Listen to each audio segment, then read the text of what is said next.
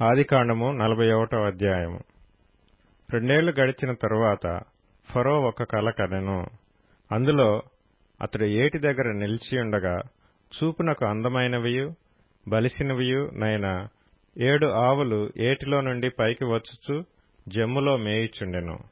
వాటి తరువాత చూపునకు వికారమై చిక్కిపోయిన మరి 7 ఆవులు ఏటిలో నుండి పైకి వచ్చుచు ఏటి ఎడ్డున ఆ ఆవుల దగ్గర నిలుచుండెను. అప్పుడు చూపునకు వికారమై చిక్కిపోయిన ఆ ఆవులు చూపునకు అందమై బలిసిన ఆవులను తినివేయుచుండెను. అంతలో ఫరో మేలుకొనెను. అతడు నిద్రించి రెండవసారి కల కనెను. అందులో మంచి పుష్టిగల 7 వెన్నులు ఒక్కదంటున పుట్టుచుండెను. మరియు తూర్పు గాలి చేత చెడిపోయిన 7 పీల వెన్నులు వాటి తర్వాత మొలిచెను. అప్పుడు నిండైన పుష్టిగల ఆ 7 వెన్నులను ఆ పీల వెన్నులు మృంగివేసెను. అంతలో ఫరో మేలుకొని అది కల అని గ్రహించెను. తెల్లవారినప్పుడు అతని మనస్సు కలవరపడెను. గనుక అతడు ఐగుప్తు శకునగాండ్రనందరినీ అక్కడి విద్వాంసులనందరినీ పిలువనంపి ఫరో తన కలలను వివరించి వారితో చెప్పెను. గాని ఫరోకు వాటి భావము తెలుపగల వాడెవడునూ లేకపోయెను. అప్పుడు పానదాయకుల అధిపతి, నేడు నా తప్పిదములను జ్ఞాపకం చేసుకొనుచున్నాను. ఫరో తన దాసుల మీద కోపగించి నన్నును భక్ష్యకారుల అధిపతిని మా ఉభయులను రాజ సంరక్షక సేనాధిపతి ఇంట కావలిలో ఉంచెను. ఒక రాత్రి నేను అతడు మేమిద్దరము కలలు కంటిమి. ఒక్కొక్కడు వేరువేరు భావములు గల కలలు చెరియొకటి కంటిమి. అక్కడ రాజ సంరక్షక సేనాధిపతికి దాసుడై యుండిన ఒక హెబ్రీ పడుచువాడు మాతో కూడా ఉండెను. అతనితో మా కలలను మేము వివరించి చెప్పినప్పుడు అతడు వాటి భావమును మాకు తెలిపెను. ఒక్కొక్కని కల చొప్పున దాని భావమును తెలిపెను. అతడు మాకు ఏ భావము తెలిపెనో ఆయా భావముల చొప్పున జరిగెను. నా ఉద్యోగము మరలా నాకు ఇప్పించి భక్ష్యకారుని వ్రేలాడదీయించనని ఫరోతో చెప్పగా ఫరో యోసేపును పిలువనంపెను. కాబట్టి చెరసాలలో నుండి అతన్ని త్వరగా రప్పించిరి. అతడు క్షౌరము చేయించుకొని మంచి బట్టలు కట్టుకొని ఫరో యొద్దకు వచ్చెను. ఫరో యోసేపుతో, నేనొక కల కంటిని, దాని భావమును తెలుపగల వారెవరనూ లేరు. నీవు కలను విన్న ఎడల దాని భావమును తెలుపగలవని నిన్ను గూర్చి వింటినని అతనితో చెప్పినందుకు యోసేపు, అది నా వలన కాదు, దేవుడే ఫరోకు క్షేమకరమైన ఉత్తరమిచ్చునని ఫరోతో చెప్పెను. అందుకు ఫరో, నా కలలో నేను ఏటి ఒడ్డున నిలచుంటిని.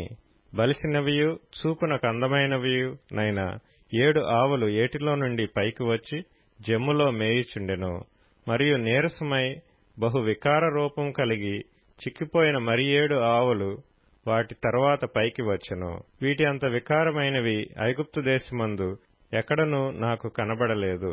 చిక్కిపోయి వికారంగానున్న ఆవులు బలిసిన మొదటి 7 ఆవులను తినివేశెను. అవి వాటి కడుపులో పడెను గాని అవి కడుపులో పడినట్టు కనపడలేదు. మొదట ఉండినట్లే అవి చూపునకు వికారముగా నుండెను. అంతలో నేను మేలుకొంటిని. మరియు నా కలలో నేను చూడగా పుష్టిగల 7 మంచి వెన్నులు ఒక్కదంటున పుట్టెను. మరియు తూర్పు గాలి చేత చెడిపోయి ఎండిన 7 పీల వెన్నులు వాటి తరువాత మొలిచెను. ఈ పీల వెన్నులు ఆ మంచి వెన్నులను మృంగివేసెను. ఈ కలను జ్ఞానులకు తెలియచెప్పితిని గాని దాని భావమును తెలుపగలవారెవరనూ లేరని అతనితో చెప్పెను. అందుకు యోసేపు, ఫరో కనిన కల ఒక్కటే, దేవుడు తాను చేయబోవుచున్నది ఫరోకు తెలియచేసెను. ఆ 7 మంచి ఆవులు 7 సంవత్సరములు, ఆ 7 మంచి వెన్నులను 7 సంవత్సరములు. కల ఒక్కటే. వాటి తరువాత చిక్కిపోయి వికారమై పైకి వచ్చిన 7 ఆవులను 7 సంవత్సరములు. తూర్పు గాలి చేత చెడిపోయిన 7 పీల వెన్నులు కరువుగల 7 సంవత్సరములు. నేను ఫరోతో చెప్పు మాట ఇదే, దేవుడు తాను చేయబోచున్నది ఫరోకు చూపించెను. ఇదిగో, ఐగుప్తు దేశమందంతటను బహు సమృద్ధిగా పంట పండు 7 సంవత్సరములు వచ్చుచున్నవి. మరియు కరువుగల 7 సంవత్సరములు వాటి తరువాత వచ్చును. అప్పుడు ఐగుప్తు దేశమందు ఆ పంట సమృద్ధి యావత్తును మరువబడును.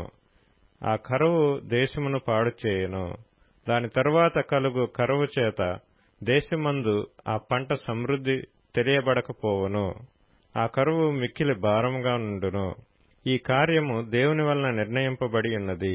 ఇది దేవుడు శీఘ్రముగా జరిగించును. అందుచేతనే ఆ కల ఫరోకు రెట్టింపబడెను. కాబట్టి ఫరో వివేక జ్ఞానములు గల ఒక మనిషిని చూచుకొని ఐగుప్తు దేశం మీద అతని నియమింపవలెను. ఫరో అట్లు చేసి ఈ దేశం పైన అధిపతులను నియమించి సమృద్ధిగా పంటబండు 7 సంవత్సరములలో ఐగుప్తు దేశమందంతటను 5వ భాగం తీసుకొనవలెను. రాబోవు ఈ మంచి సంవత్సరములలో దొరకు ఆహారమంతయు సమకూర్చి ఆ ధాన్యము ఫరో చేతికి అప్పగించి ఆయా పట్టణములలో ఆహారమునకై భద్రం చేయవలెను.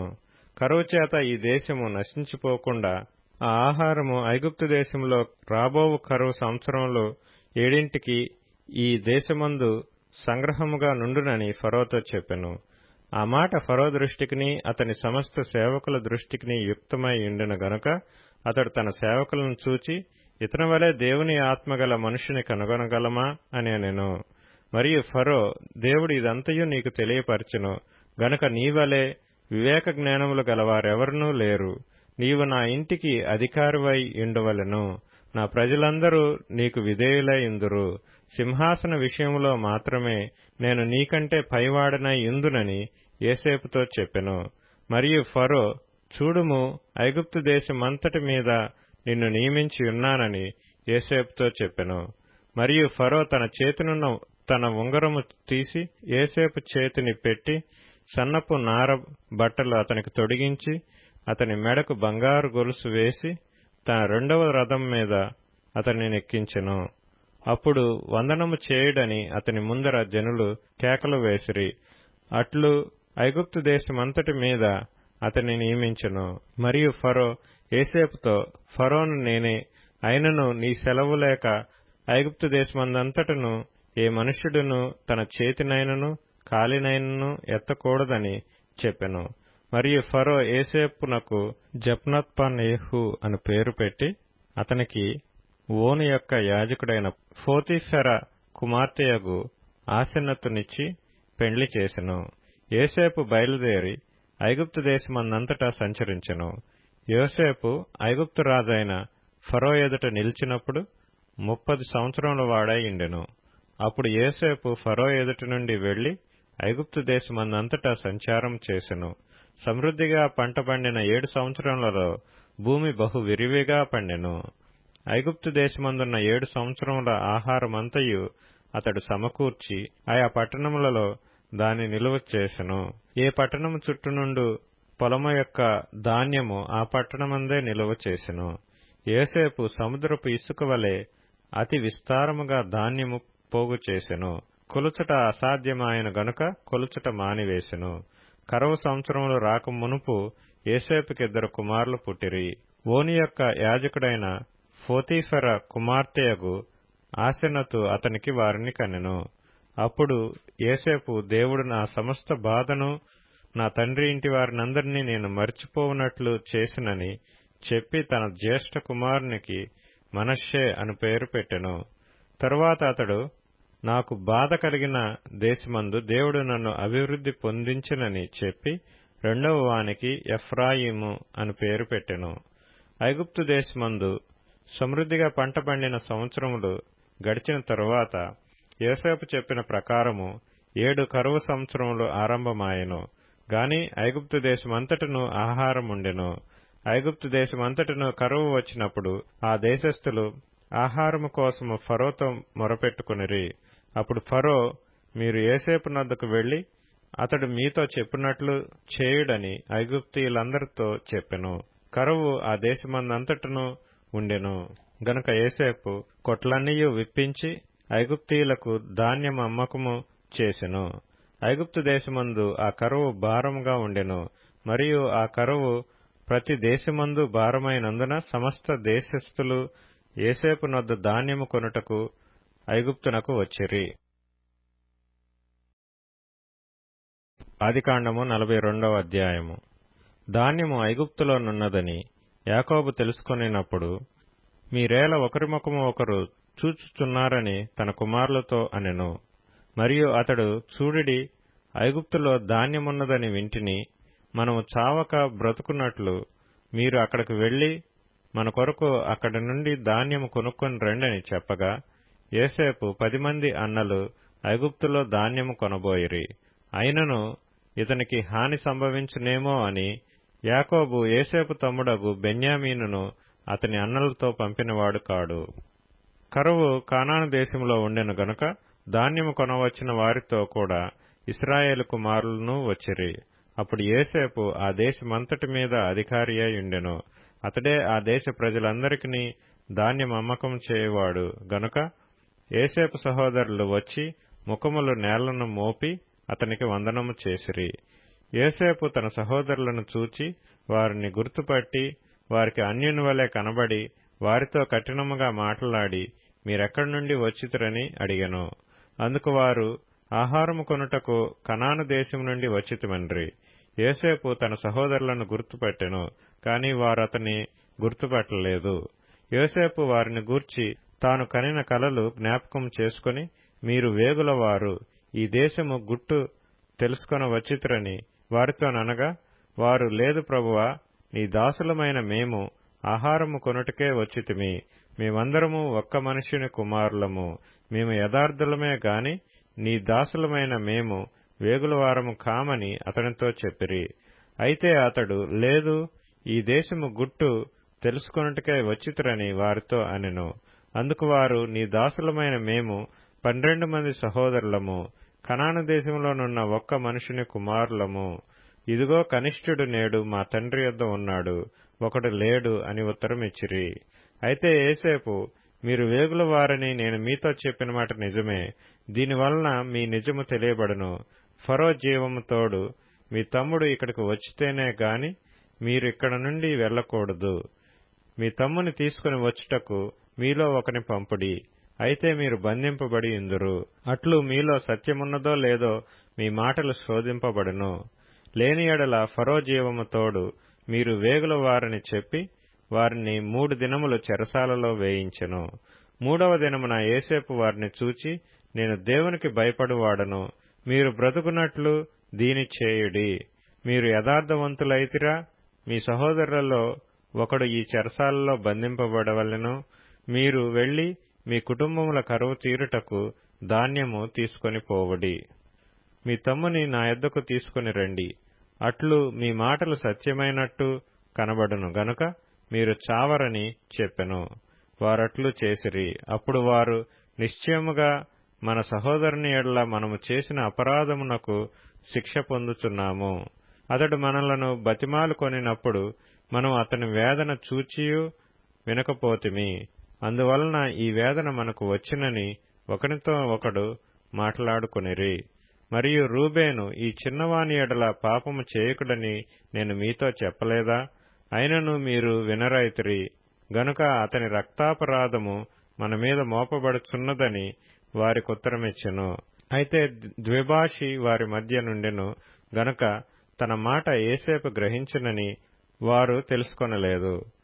అతడు వారి యొద్ద నుండి అవతలకు పోయి ఏడ్చి మరలా వారి యొద్దకు వచ్చి వారితో మాట్లాడి వారిలో షిమ్యోనును పట్టుకుని వారి కన్నులెదుట అతని బంధించెను. మరియు యోసేపు వారి గోనెలను ధాన్యముతో నింపుటకును, ఎవరి రోకలు వారి గోనెలో తిరిగి ఉంచుటకును, ప్రయాణము కొరకు భోజన పదార్థములు వారికిచ్చుటకును ఆజ్ఞ ఇచ్చెను. అతడు వారి ఎడల నిట్లు జరిగించెను. వారు తాము కొనిన ధాన్యమును తమ గాడిదల మీద ఎక్కించుకొని అక్కడ నుండి వెళ్లిపోయిరి. అయితే వారు దిగిన చోట ఒకడు తన గాడిదకు మేత పెట్టుటకై తన గోనె విప్పినప్పుడు అతని రోకలు కనబడెను. అవి అతని గోనె మూతిలో ఉండెను. అప్పుడతడు, నా రోకలు తిరిగి ఇచ్చివేసినారు, ఇదిగో ఇవి నా గోనెలోనే ఉన్నవని తన సహోదరులతో చెప్పెను. అంతట వారు గుండె చెదరిన వారై జడిసి, ఇదేమిటి, దేవుడు మనకిట్లు చేసినని ఒకనితో ఒకడు చెప్పుకొనిరి. వారు కనాను దేశమందున్న తమ తండ్రి అయిన యాకోబునొద్దకు వచ్చి తమకు సంభవించినది యావత్తును అతనికి తెలియచేసిరి. ఎట్లనగా, ఆ దేశమునకు ప్రభువైన వాడు మాతో కఠినముగా మాట్లాడి మేము ఆ దేశమును వేగుచూడ వచ్చిన వారమని అనుకొనెను. అప్పుడు మేము యథార్థవంతులము, వేగుల వారము కాము, 12 మంది సహోదరులము, ఒక తండ్రి కుమారులము ఒకడు లేడు, మా తమ్ముడు నేడు కనాను దేశమందు మా తండ్రి యొద్ద ఉన్నాడని అతనితో చెప్పితిమి. అందుకు ఆ దేశపు ప్రభువు, మమ్మను చూచి మీరు యథార్థవంతులని దీనివలన నేను తెలుసుకొందును. మీ సహోదరులలో ఒకనిని నా యొద్ద విడిచిపెట్టి మీ కుటుంబములకు కరువు తీరునట్లు ధాన్యము తీసుకొనిపోయి నా యొద్దకు ఆ చిన్నవాని తోడుకొని రండి. అప్పుడు మీరు యథార్థవంతులే గాని వేగులవారు కారని నేను తెలుసుకొని మీ సహోదరుని మీకు అప్పగించెదను. అప్పుడు మీరు ఈ దేశమందు వ్యాపారం చేసుకొనవచ్చునని చెప్పిననిరి. వారు తమ గోనెలను కుమ్మరించినప్పుడు ఎవరి రోకల మూట వారి గోనెలో ఉండెను. వారును వారి తండ్రియు ఆ రోకల మూటలు చూచి భయపడిరి. అప్పుడు వారి తండ్రి అయిన యాకోబు వారిని చూచి, మీరు నన్ను పుత్రహీనునిగా చేయుచున్నారు. యోసేపు లేడు, షిమ్యోను లేడు, మీరు బెన్యామీనును కూడా తీసుకొని పోవుదురు. ఇవన్నీ నాకు ప్రతికూలముగా ఉన్నవని వారితో చెప్పెను. అందుకు రూబేను, నేనతని నీ యొద్దకు తీసుకుని రాని ఎడల నా 2 కుమారులను నీవు చంపవచ్చును. అతని నా చేతికి అప్పగింపుము, అతని మరలా నీ యొద్దకు తీసుకుని వచ్చి అప్పగించెదనని తన తండ్రితో చెప్పెను. అప్పుడు అతడు, నా కుమారుని మీతో వెళ్ళనీయను. ఇతని అన్న చనిపోయెను, ఇతడు మాత్రమే మిగిలియున్నాడు. మీరు పోవు మార్గమున ఇతనికి హాని సంభవించిన ఎడల నెరసిన వెంట్రుకలు కల నన్ను మృతుల లోకములోనికి దుఃఖముతో దిగిపోవునట్లు చేయుదురని చెప్పెను. కీర్తనల గ్రంథంలో నుండి 12వ కీర్తన. యెహోవా నన్ను రక్షింపుము, భక్తిగలవారు లేకపోయిరి, విశ్వాసులు నరులలో నుండకుండా గతించిపోయిరి. అందరూ ఒకరితోనొకరు అబద్ధములాడుదురు, మోసకరమైన మనస్సు గలవారై ఇచ్చకములాడు పెదవులతో పలుకుదురు. యెహోవా ఇచ్చకములాడు పెదవులన్నిటినీ, బింకములాడు నాలుకలన్నిటినీ కోసివేయును.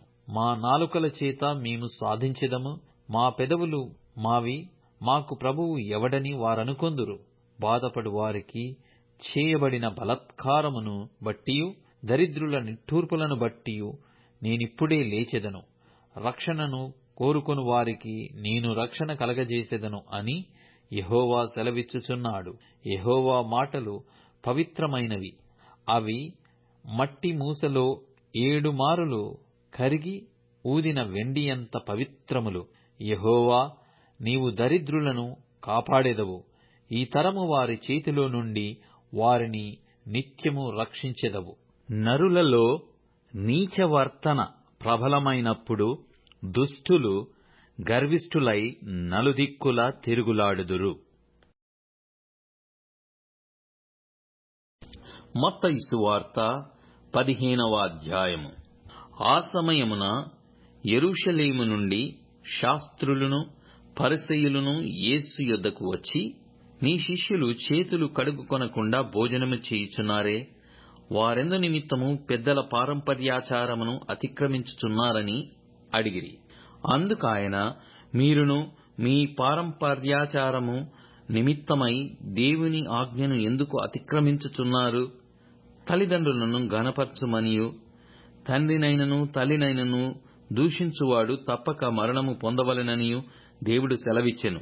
మీరైతే ఒకటి తండ్రినైనను తల్లినైనను చూసి, నా వలన నీకేది ప్రయోజనమగునో అది దేవార్పితమని చెప్పిన ఎడల అతడు తన తండ్రినైనను తల్లినైనను ఘనపరచనక్కరలేదని చెప్పుచున్నాను.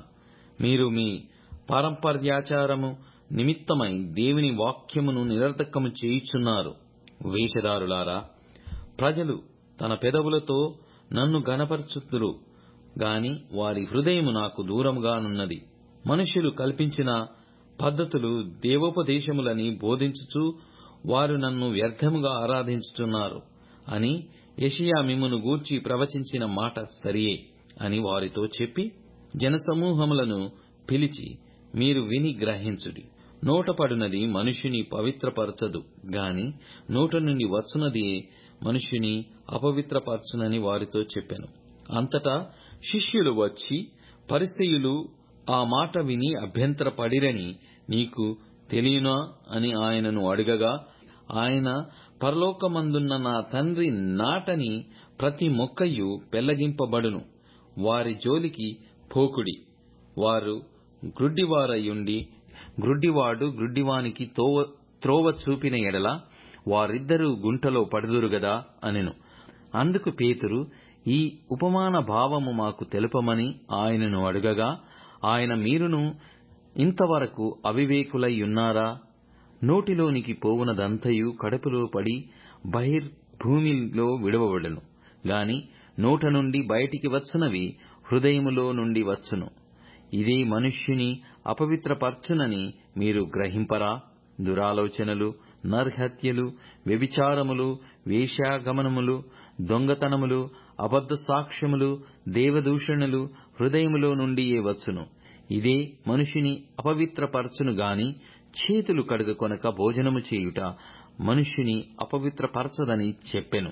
యేసు అక్కడి నుండి బయలుదేరి తూరు సీదోనుల ప్రాంతములకు వెళ్ళగా, ఇదిగో ఆ ప్రాంతముల నుండి కనాను స్త్రీ ఒకతే వచ్చి, ప్రభువా, దావీదు కుమారుడా, నన్ను కరుణింపుము, నా కుమార్తె దయ్యము పట్టి బహు బాధపడుచున్నదని కేకలు వేసెను. అందుకాయన ఆమెతో ఒక్క మాట అయినను చెప్పలేదు. అప్పుడాయన శిష్యులు వచ్చి, ఈమె మన వెంబడి వచ్చి కేకలు వేయుచున్నది గనక ఈమెను పంపివేయమని ఆయనను వేడుకొనగా, ఆయన, ఇశ్రాయేలు ఇంటివారై నశించిన గొర్రెల యొద్దకే గాని మరి ఎవరి యొద్దకును నేను పంపబడలేదనెను.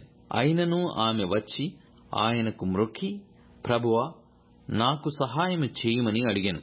అందుకాయన, పిల్లల రొట్టె తీసుకొని కుక్క పిల్లలకు వేయుట యుక్తము కాదని చెప్పగా, ఆమె, నిజమే ప్రభువా, కుక్క పిల్లలు కూడా తమ యజమానుల బల్ల మీద నుండి పడు ముక్కలు తినును గదా అని చెప్పెను. అందుకు యేసు, అమ్మా, నీ విశ్వాసము గొప్పది, నీవు కోరినట్టే నీకు అవునుగాక అని ఆమెతో చెప్పెను. ఆ గడియలోనే ఆమె కుమార్తె స్వస్థత నొందెను. యేసు అక్కడి నుండి వెళ్లి గలిలయ సముద్ర తీరమునకు వచ్చి కొండెక్కి అక్కడ కూర్చుండగా బహుజన సమూహములు ఆయన యొద్దకు కుంటివారు, గ్రుడ్డివారు, మూగవారు, అంగహీనులు మొదలైన అనేకులను తీసుకుని వచ్చి ఆయన పాదముల యొద్ద పడవేసిరి. ఆయన వారిని స్వస్థపరచెను. మూగవారు మాటలాడుటయు, అంగహీనులు బాగుపడుటయును, కుంటివారు నడుచుటయును, గ్రుడ్డివారు చూచుటయును జనసమూహములు చూచి ఆశ్చర్యపడి ఇశ్రాయేలు దేవుని మహిమపరచిరి. అంతటా యేసు తన శిష్యులను పిలిచి, ఈ జనులు నేటికి 3 దినముల నుండి నా యొద్దనున్నారు. వారికి తిననేమీయూ లేదు గనక వారి మీద కనికరపడుచున్నాను. వారు మార్గములో మూర్ఛపోవుదురేమో అని వారిని ఉపవాసముతో పంపివేయుటకు నాకు మనస్సు లేదని వారితో చెప్పగా, ఆయన శిష్యులు, ఇంత గొప్ప జనసమూహమును తృప్తిపరచుటకు కావలసిన రొట్టెలు అరణ్య ప్రదేశములో మనకు ఎక్కడ నుండి వచ్చునని ఆయనతో అనిరి. యేసు, మీ యొద్ద ఎన్ని రొట్టెలున్నవని వారినడుగగా, వారు 7 రొట్టెలు కొన్ని చిన్న చేపలును ఉన్నవని చెప్పిరి. అప్పుడాయన నేల మీద కూర్చుండుడని జనసమూహమునకు ఆజ్ఞాపించి ఆ 7 రొట్టెలను ఆ చేపలను పట్టుకొని కృతజ్ఞతాస్తుతులు చెల్లించి వాటిని విరిచి తన శిష్యులకిచ్చెను. శిష్యులు జనసమూహమునకు వడ్డించిరి. వారందరూ తిని తృప్తి పొందిన మీదట మిగిలిన ముక్కలు 7 గంపల నిండా ఎత్తిరి. స్త్రీలను పిల్లలను గాక తినిన వారు 4,000 మంది పురుషులు. తరువాత ఆయన జనసమూహములను పంపివేసి దోణి ఎక్కి మగదాను ప్రాంతములకు వచ్చెను.